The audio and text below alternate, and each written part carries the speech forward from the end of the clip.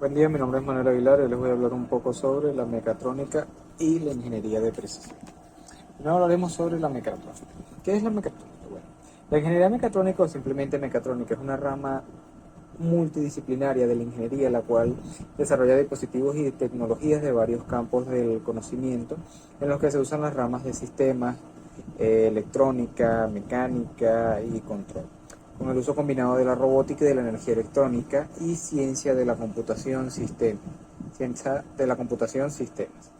La mecatrónica engloba así el desarrollo de productos que involucren un sistema de control para productos o procesos inteligentes, lo cual busca crear maquinaria más compleja para facilitar las actividades del ser humano a través de procesos electrónicos, de sistemas de control aplicados en la industria. Esta disciplina une la ingeniería de sistemas, ciencias de la computación, ingeniería electrónica, ingeniería mecánica e ingeniería del control. La ingeniería mecatrónica se fundamenta en la integración de varias áreas, especialmente la computación y sistemas, la mecánica, la electrónica y la robótica. Un consenso común es describir a la mecatrónica como una disciplina integradora de las áreas de mecánica, electrónica e informática, cuyo objetivo es proporcionar mejores productos, procesos y sistemas industriales. La mecatrónica no es, por tanto, una nueva rama de la ingeniería, sino un concepto recientemente desarrollado que enfatiza la necesidad de integración y de una interacción intensiva entre diferentes áreas de la ingeniería. La mecatrónica nace para suplir tres necesidades latentes. La primera, encaminada a automatizar la maquinaria y así lograr procesos productivos, ágiles y fiables. La segunda, crear productos inteligentes que respondan a las necesidades del mundo moderno. Y la tercera, armonizar los componentes mecánicos y electrónicos de las máquinas, ya que en muchas ocasiones era casi imposible lograr que tanto mecánica como electrónica manejaran los mismos términos y procesos para hacer o reparar equipos. Entendiendo que la mecatrónica abarca disciplinas muy amplias y complejas, la mecatrónica no es un concepto nuevo o una ingeniería nueva, sino la síntesis de ciertas áreas de ingeniería. Y tiene objetivos principales, los cuales busca cubrir necesidades de estos, tales como son automatizar la maquinaria, que con la intención de conseguir que sea ágil y productivo y fiable, la creación de productos inteligentes que sobre todo respondan a las necesidades del ser humano, armonizar los componentes mecánicos y los electrónicos. Las principales industrias que utilizan la mecatrónica son empresas de la industria de la automatización, que vienen a ser empresas que utilizan sistemas de computarizados y electromecánicos para controlar maquinarias o procesos industriales. Por tanto, la mecatrónica puede aplicarse a muchos campos, desde la medicina hasta la minería, pasando por la industria farmacéutica, automovilística, textil, alimentación, petrolera, etcétera, entre otros. El término mecatrónica se le acuña a un científico japonés llamado Tetsuro Mori, que en el año 1969, este ingeniero de la empresa japonesa Yaskawa Electric Co.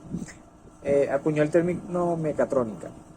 En otras palabras, se lo patentó. Pero en el año 1971 otorgó el derecho, perdón, en el año 1971 se le otorgó el derecho de la marca, se le patentó la marca. Y en 1982 la empresa permitió el libre uso de este término como tal. Dicha empresa y este científico fueron parte alguna, o digamos, miembros pioneros de lo que es toda la rama de la mecatrónica. Otra persona de la que podemos hablar con respecto a la mecatrónica y de la actualidad de la tecnología cibernética es de Kevin Warwick. Este hombre, nacido en Gran Bretaña, es un científico, ingeniero y profesor de cibernética. Es conocido por sus investigaciones sobre la interfaz cerebro-computadora que comunica el sistema nervioso humano con diferentes tipos de computadores y por sus trabajos en el campo de la robótica. Este señor ha investigado sobre inteligencia artificial, biomédica, sistema de control, robótica, etc. Muchas de sus primeras investigaciones tuvieron que ver con el área de tiempo discreto y control adaptativo. Introdujo el primer control de representación de estado basado en controladores de autoajuste y unificó representaciones de estado de tiempo discreto del modelo autoregresivo de medida móvil. Además ha hecho contribuciones en los campos de la matemática, ingeniería eléctrica, producción industrial de maquinaria, etc. En la actualidad, este señor Warwick encabeza un proyecto patrocinado por el Consejo de Investigación de Ingeniería y Ciencias Físicas que investiga el uso de máquinas de enseñanza y técnicas de inteligencia artificial para estimular adecuadamente y traducir patrones de actividad eléctrica en redes neuronales culturales vivas con el objetivo, de utilizar las redes de trabajo para controlar robots móviles. Así, un cerebro biológico guía el proceso de comportamiento de cada robot. Se espera que el método sea ampliado al control de cabezas o incluso cuerpos robóticos. Este hombre, una de sus pretensiones es construir robots que puedan programarse por sí mismos, sin intervención exterior, pero operando en red, en grupo, reivindicando la autoorganización, y seguramente habrá avances próximamente en esta área. En particular, estos trabajos de este hombre, junto con la ayuda de Francisco Varela y Humberto Maturana, hasta ahora en el campo de la especulación pura, han llegado a ser una vez inmediatamente relevantes ahora con respecto a la inteligencia sintética.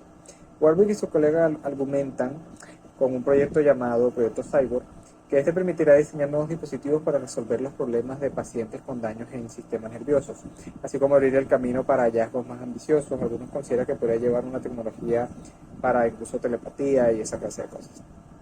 El mismo Warwick afirma que su polémico trabajo es importante porque prueba directamente los límites desconocidos de la capacidad humana para integrarse con los sistemas automatizados. Junto con tipo Asis y su equipo en el Hospital John Radcliffe de Oxford y John Stein de la Universidad de Oxford, Warwick está contribuyendo a desarrollar la nueva generación de estimulación profunda del cerebro para tratar enfermedades como son el Parkinson. En vez de estimular el cerebro todo el tiempo, su objetivo es lograr que el dispositivo prediga cuándo el estímulo es necesario y aplicar señales antes de que cualquier temblor o cambio en este ocurra, para frenarlo antes de que este incluso llegue a empezar. Bien, ahora hablaremos sobre la ingeniería de precisión. La ingeniería de precisión es una subdisciplina de la ingeniería eléctrica, ingeniería de software, ingeniería electrónica, ingeniería mecánica, ingeniería óptica, y está relacionada con el diseño de las máquinas, accesorios y otras estructuras que tengan ciertas tolerancias excepcionalmente altas, son repetibles y se mantienen estables con el tiempo. Estos enfoques tienen aplicaciones en máquinas, herramientas como son la MEMS, NEMS, optoelectrónica, diseño y muchos otros campos. Uno de los principios fundamentales de la ingeniería de precisión es el del determinismo. El comportamiento del sistema es totalmente predecible, incluso para movimiento a escala nanométrica, para hacer el trabajo de manera eficiente y correcta para satisfacer sus necesidades a través de la maquinaria moderna. Los profesores japoneses Hiromu Nagasawa y Pat McKeown han proporcionado una lista de objetivos como tal para la ingeniería de precisión, que es como tal crear un movimiento altamente preciso, reducir la dispersión de la función del producto de la pieza, eliminar el montaje y promover el montaje, especialmente el montaje automático, reducir costos iniciales, reducir costos de funcionamiento, extender la vida útil, habilitar el factor de seguridad y diseño para disminuir, mejorar la intercambiabilidad de los componentes para que las partes correspondientes fabricadas por otras fábricas o empresas puedan usarse en su lugar.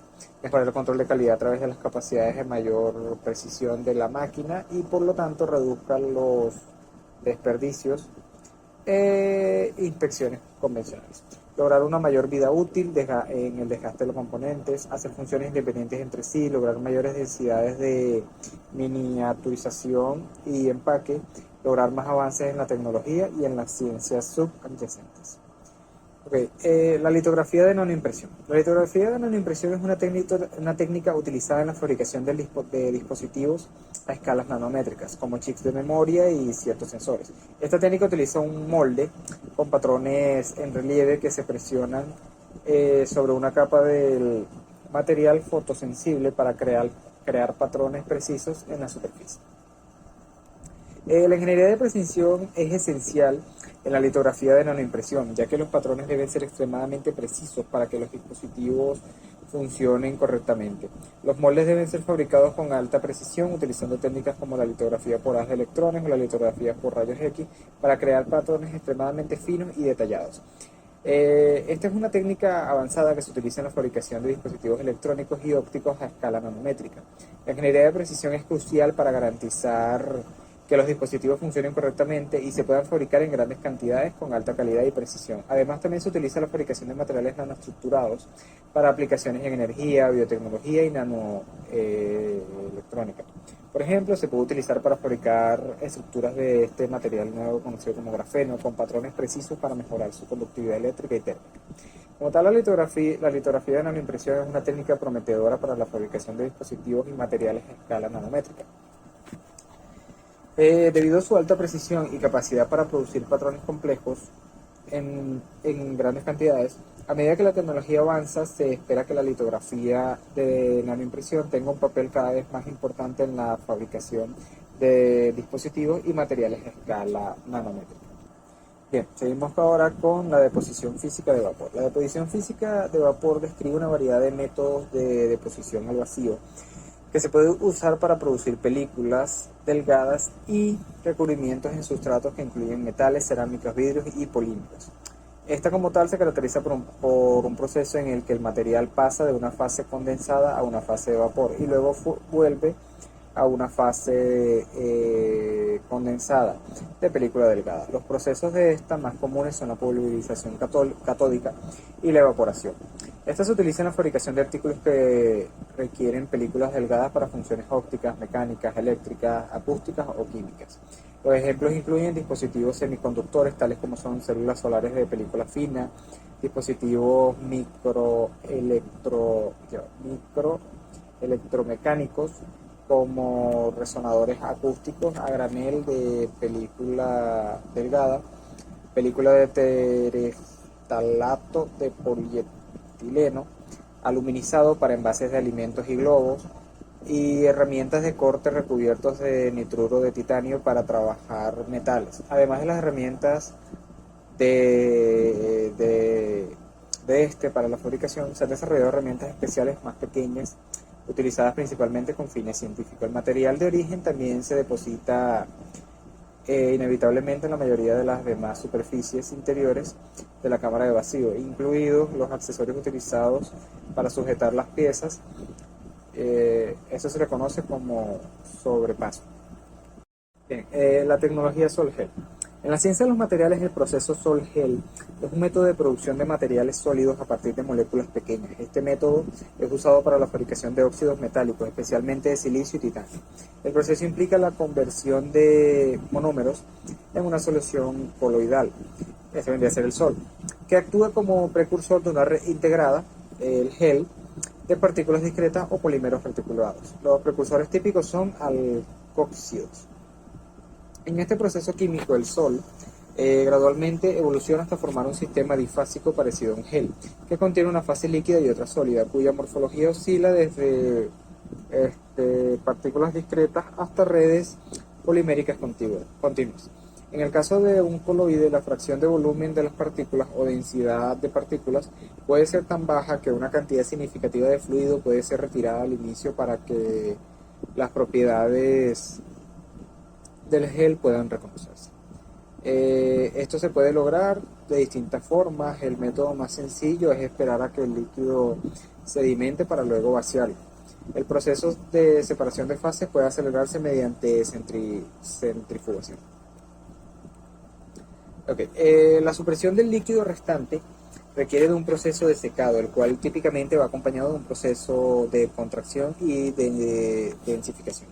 El ritmo mediante el cual el solvente puede ser removido está fundamentalmente determinado por la porosidad del gel. La microestructura del componente final estará fuertemente influenciada por cualquier cambio de la plantilla estructural durante esta fase del proceso. Después, un tratamiento térmico o de cocción es normalmente requerido para crear mayor policondensación, mejorar características mecánicas y estabilidad estructural. Con esto se logra la sinterización y la densificación y por lo tanto aumenta el tamaño del grano. Una de las ventajas del uso de este método, a diferencia de otros más tradicionales, es que la densificación normalmente es alcanzada a temperaturas mucho más bajas. El Sol precursor puede ser depositado en un sustrato para formar una película, como por ejemplo mediante recubrimientos por inmersión o por centrifugación. Vaciarse en un contenedor con la forma deseada, por ejemplo, para obtener cerámicas monolíticas, cristales, fibras, membranas, aerogeles, etc. O usadas para crear polvos, como es microesferas, nanoesferas, etcétera. El enfoque sol gel es una técnica fría y barata que permite mantener un preciso control de la composición final del producto. Incluso pequeñas cantidades de dopantes como colorantes orgánicos y tierras raras pueden insertarse en el sol y al final pueden uniformemente quedar dispersa en el producto final. Puede usarse en procesamiento y manufactura de cerámicas, como en materiales de fundición de precisión o como una manera de producir películas muy delgadas de óxidos metálicos. Okay, ahora hablaremos sobre la electrooxidación por plasma. La electrooxidación por plasma, por sus siglas PEO, es un proceso electroquímico de alto voltaje que consiste en la generación de un plasma a descarga en la intercara metal-electrolito de forma que la superficie del sustrato se transforme en una dura y densa capa de óxido cerámico, sin dañar con ello el sustrato por expansión térmica. Las descargas de plasma tienen lugar cuando el voltaje aplicado excede el valor crítico de rotura.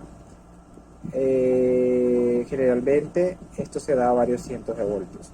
Hoy en día la electrooxidación por plasma representa a un sector de rápido crecimiento en la ingeniería de superficie, particularmente para el tratamiento de aleaciones de magnesio, titanio y de aluminio. El proceso de este es radicalmente diferencial al proceso de anodizado tradicional en muchos aspectos. Las principales características del proceso son las siguientes. El proceso emplea electrolitos alcalinos cuya composición es extremadamente crítica para la velocidad de recubrimiento y de las propiedades de la capa anódica que se forma. Estos electrolíticos son medioambientalmente aceptables. El proceso emplea corrientes alternas a alto voltaje. Debido a ese voltaje se genera un microplasma que rodea a los electrodos y a los iones de oxígeno producidos en el plasma. Se difunden a través de la capa anódica en el sustrato de aluminio reaccionando y formando más capa anódica. Debido a que los voltajes son mayores que el voltaje de ruptura de la capa formada, no son necesarios canales abiertos para sustentar el proceso y por lo tanto se pueden formar capas anchas y densas no porosas. Como el proceso emplea una potencia controlada de alto voltaje, la productividad del proceso es muy alta. No es necesario mantener de forma precisa la temperatura del baño, de hecho se puede obtener recubrimientos satisfactorios e incluso con variaciones de temperatura de hasta 10 a 20 grados centígrados, lo que simplifica enormemente el propio proceso. La composición del electrolito es bastante variable para diferentes tipos de recubrimiento, depende del tipo de reactivos que se empleen.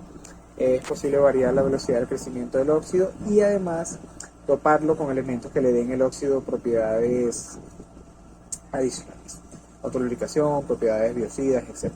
Debido a la alta densidad del recubrimiento, prácticamente no hay variación en las dimensiones de la pieza anodizada y se puede recubrir una pieza completamente acabada sin que sean necesarias mayores operaciones de acabado.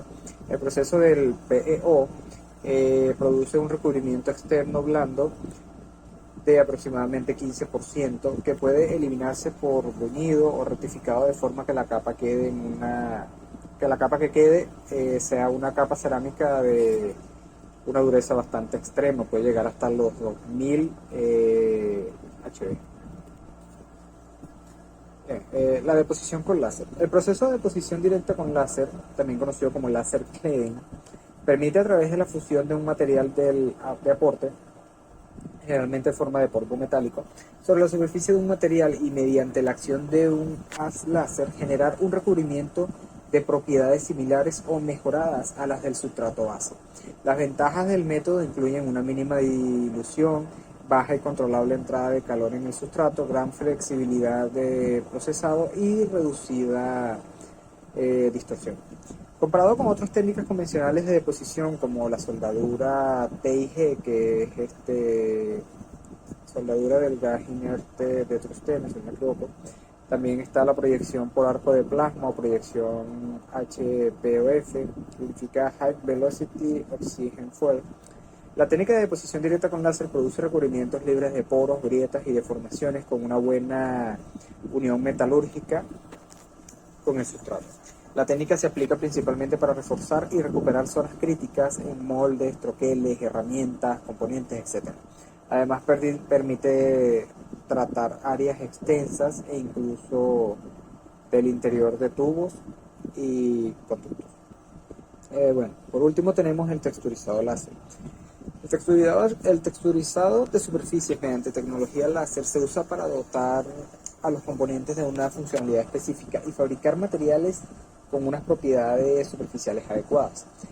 Algunas de las aplicaciones industriales de estas superficies modificadas con propiedades mejoradas se encuentran en el sector biomédico, en materiales con superficies antihielo o en la generación de superficies resistentes a la corrosión.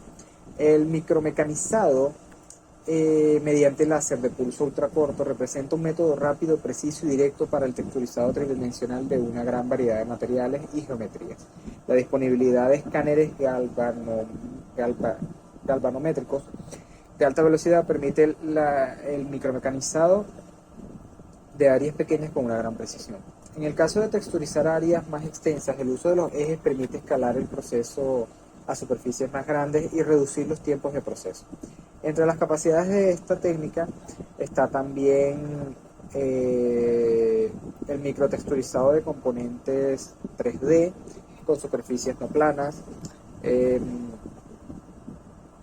las tecnologías de micromecanizado láser que permiten la fabricación de micro y nanoestructuras 3D con las que modificar la topografía del material y cambiar sus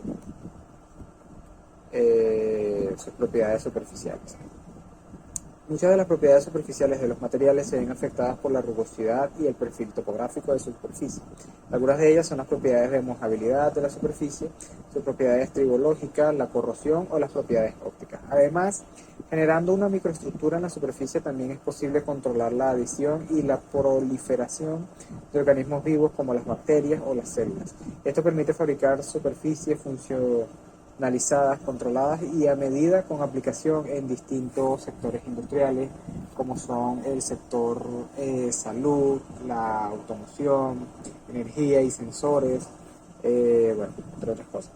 Estas superficies texturizadas pueden reducir la fricción entre superficies sometidas a contacto continuo, aumentar la hidrofobia de una superficie para hacerla superhidrofóbica y dotarla de propiedades autolimpiantes. Puede darle las propiedades de atrapar la luz o mejorar la biocompatibilidad de materiales promoviendo el crecimiento de células beneficiosas e inhibiendo incluso la adición de bacterias. Y bueno, esto ha sido todo. Espero haya sido de su agrado y muchas gracias.